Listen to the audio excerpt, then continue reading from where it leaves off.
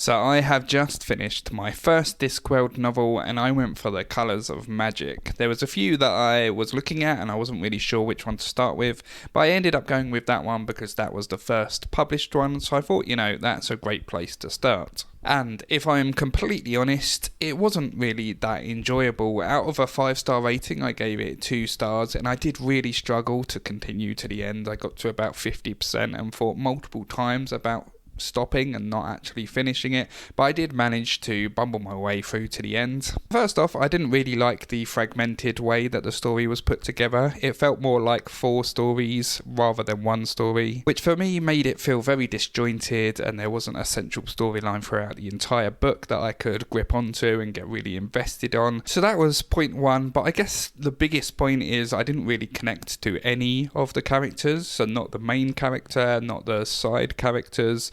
None of it really connected with me, and I do think that sort of connects to point 3 as well, that I didn't really find the humour very funny, and these characters seemed like parodies of traditional tropes. And I do worry that if that's what the humour is like throughout the entire Discworld, maybe I won't actually like any of the books, but please do let me know if that's the case, or if this does sort of change depending on what book it is. Later in the book as well, it got sort of dimensional, and it was like away from Discworld as well as in Discworld, which I wasn't really into. I wanted a book in Discworld, I wanted to feel what it's like to be in Discworld. And to make this not just a full negative video, the world itself is really interesting. The idea that there's this disc that is sat on top of elephants, that's sat on top of a turtle, is pretty mental. I am not giving up on Discworld. I will be reading another book. I just need your help to let me know which one to go with.